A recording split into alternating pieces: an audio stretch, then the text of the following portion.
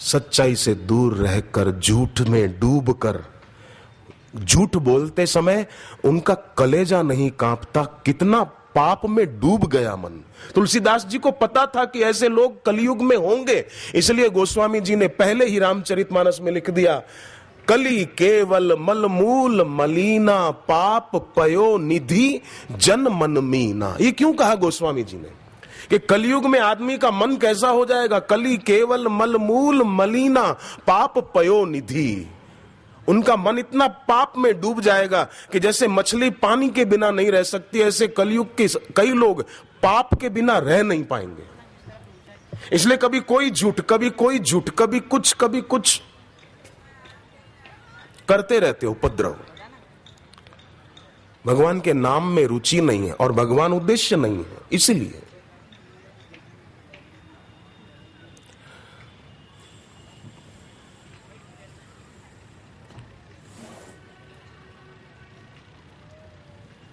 गुरु को साधारण मनुष्य मानते हैं, गुरु के मंत्र को साधारण अक्षर मानते हैं। इसलिए अग्रदास जी ने कहा कि ये महापाप है।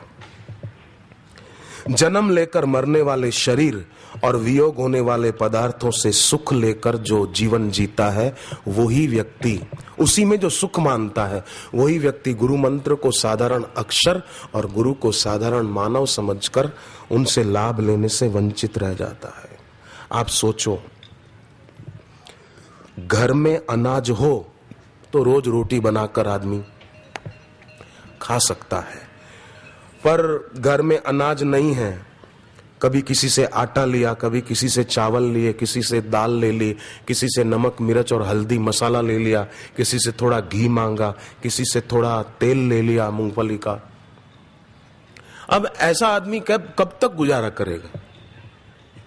घर में हो भंडार तो मजे से बनाओ, खाओ, पेट भरो, पर रोज थोड़ा थोड़ा किसी से मांगता रहता है। थोड़ा आटा दे दो भैया, बहन जी थोड़े चावल दे दो, माता जी थोड़ी दाल दे दो, अरे भैया थोड़े मसाले दे दो, मांगता फिरेगा रोज।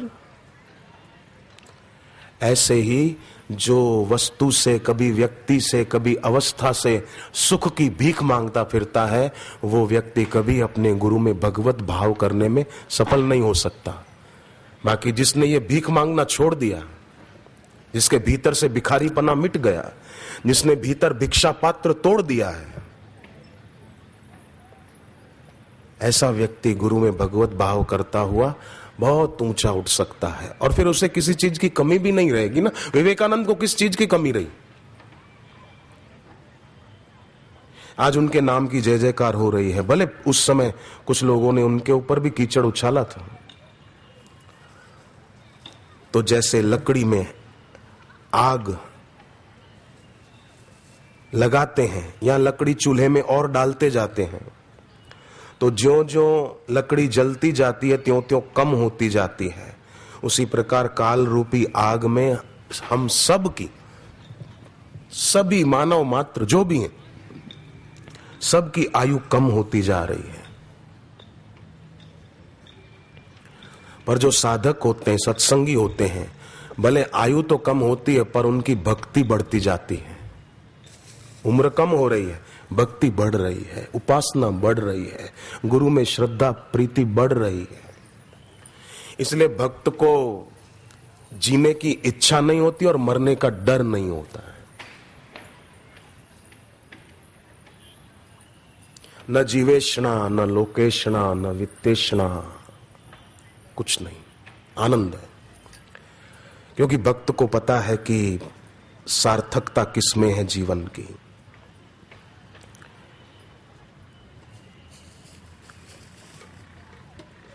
एक आदमी को तीर लगा, जहरीला तीर था, तीर की जो नोक थी उस पे जहर लगाया हुआ था। तीर लगा, बेचारे को बड़ी पीड़ा हुई, बेहोश सा हो गया। हॉस्पिटल में उसको ले जाया गया। डॉक्टर ने जो ही तीर निकालना चाहा त्यों ही वो चिल्लाया, डॉक्टर रुको रुको रुको, तीर अभी मत निकालो। तो बोले पहले ये मुझे ये बताओ कि तीर किसने मारा और तीर में जहर कितना था और कौन सा जहर था और तीर चलाने वाले ने कितना दूर से तीर चलाया था, ये सब पहले मेरे को बताओ। डॉक्टर ने कहा बेवकूफ, तीर किसने चलाया, कितनी दूर से चलाया, जहर कौन सा था, कितना था, ये सब झंझट में पड़ने से तुझे क्या लेना देना, तू तो अपना इलाज करा, ये बातें सोच मत, इलाज करा और ठीक हो जा, नहीं तो मर जाएगा ये सब बातें सोचने में रहेगा तो। ऐसे कई लोग होते हैं, जन्म मरण का रोग दूर हो जाए, अविद्या अस्मिता का जहर गुरु निकालना भी चाहते हैं, परंतु भगवान ने दुनिया कब बनाई, क्यों बनाई, कितनी दुनिया में झंझटें हैं, भगवान ने ये सब क्यों बनाए। रामकृष्ण परमहंस के पास एक आदमी गया, बोले महाराज जी भगवान ने ये दुनिया क्यों बनाई। रामकृष्ण देव ने इतना ही कहा कि जब भगवान देवताओं के साथ दुनिया बनाने की बात सोच रहे थे ना, उस समय वहां मीटिंग में मैं नहीं था, नहीं तो तुझे बता देता कि क्यों बनाई। तू अपना काम बना लेना, गुरु की शिक्षा और दीक्षा पाकर अपना जप कर ले, तप कर ले।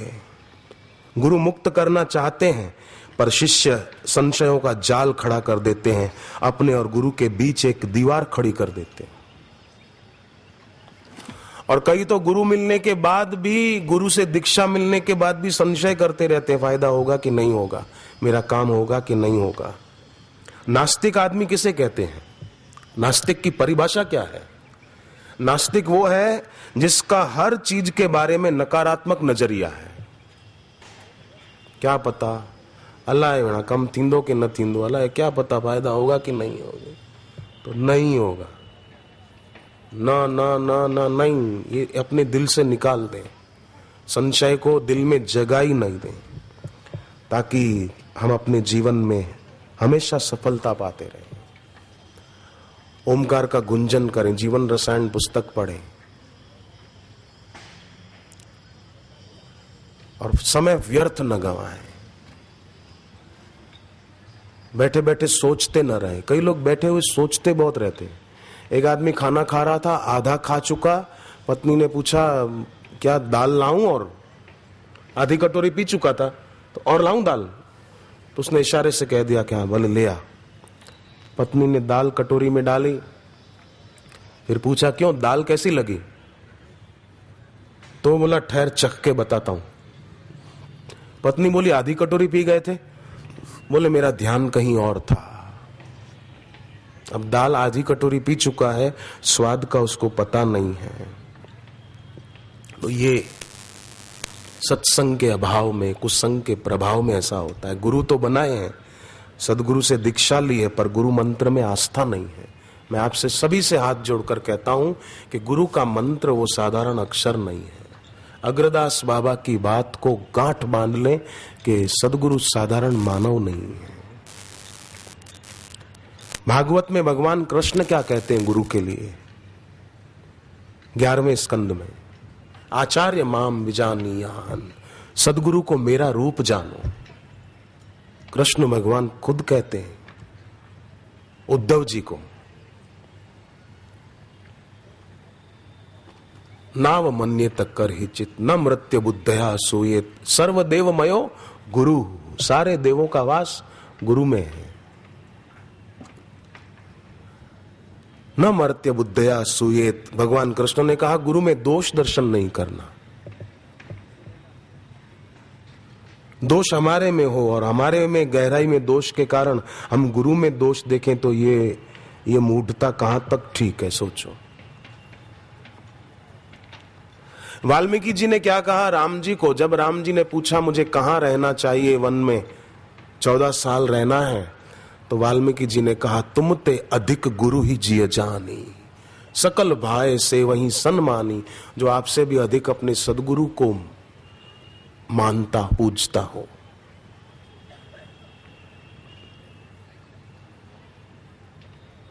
भले शिव जी के मंदिर में गए हैं, पर शिव जी के मंदिर में भी प्रार्थना क्या की है कि मेरी गुरु के चरणों में भक्ति बढ़ती जाए। जिन्होंने मुझे आपकी प्राप्ति का रास्ता बताया है, जिन्होंने मुझे अपने कल्याण का मार्ग बताया है, मेरी उन गुरु के चरणों में भक्ति बढ़े। बस मेरी प्रीत बढ़ा दो गुरुवर, मेरी भक्ति जगा दो गुरुवर, आपके चरणों में।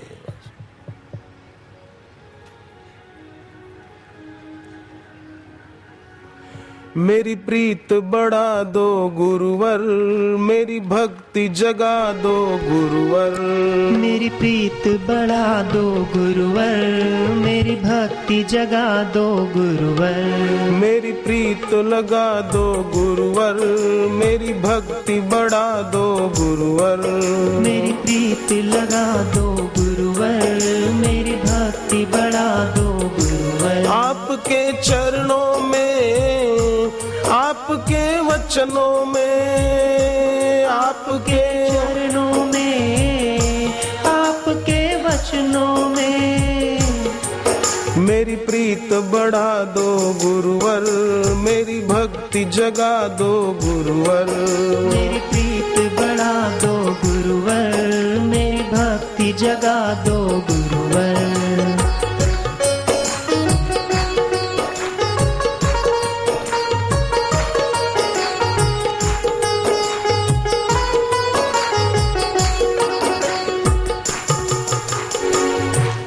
सुख में सोऊं नहीं, दुख में रोऊं नहीं। सुख में सोऊं नहीं, दुख में रोऊं नहीं। ऐसी समता दे दो गुरुवर, ऐसी समता दे दो गुरुवर। ऐसी समता दे दो गुरुवर, ऐसी समता दे दो गुरुवर।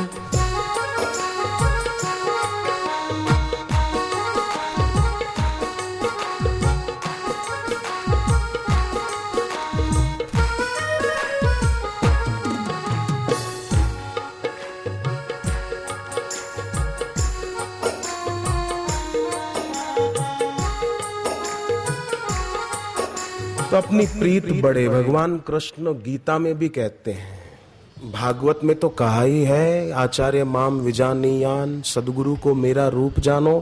पर भगवत गीता में भी कहा है 14वें अध्याय में, भागवत के 11वें स्कंद में, गीता के 14वें अध्याय में भगवान कहते हैं दूसरे श्लोक में, इदम ज्ञान उपाश्रित्य मम साधर्म्यमागता। जिनको परमात्मा का साक्षात्कार हो गया, ऐसे गुरु में और मेरे में कोई भेद नहीं है।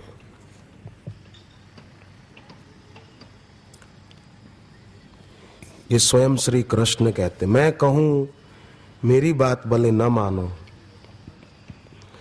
पर भगवान कृष्ण की बात तो मानो। एक आदमी ने एक संत को कहा कि इतने संत प्रवचन करते हैं, लोग रामायण पढ़ते हैं, गीता पढ़ते हैं, भागवत पढ़ते हैं, और इन ग्रंथों का प्रचार भी हो रहा है, फिर भी दुनिया में कुछ फर्क दिखाई नहीं देता। वही मेरा तेरा लड़ाई झगड़ा दुनिया में कितना हो रहा है। तो संत ने कहा, देखो भाई, कोई आंकड़े निकाले कि इतनी छतरियां बिक गई, फिर भी बरसात बंद क्यों नहीं हुई? कितनी सारी छतरियां बिकती हैं, तो बरसात बंद क्यों नहीं हुई? अरे भाई, छतरी हाथ में आ जाने से या छतरियां बहुत सारी बिक जाने से बरसात बंद थोड़ी हो जाएगी? हो जाएगी? नहीं होगी। हां, छतरी हमारे पास हो तो हम बरसात से अपने को बचा सकते हैं, खुद को बचाने की क्षमता प्राप्त हो जाती है। उसी प्रकार सत्संग के द्वारा सत्संगी भक्त खुद को बचा सकता है, काम से, क्रोध से, ईर्ष्या से, द्वेष से, वो खुद की रक्षा कर सकता है। हां, पर बरसात बहुत तेज हो तो क्या करते हैं? घर में ही बैठ जाते हैं कि भाई कोई बात नहीं, अभी तेज है बरसात, पर आखिर बंद तो हो जाएगी, फिर हम जाएंगे। अंदर ही रहते हैं। तो काम क्रोध की अधिकता, चिंता, द्वेष, ईर्ष्या की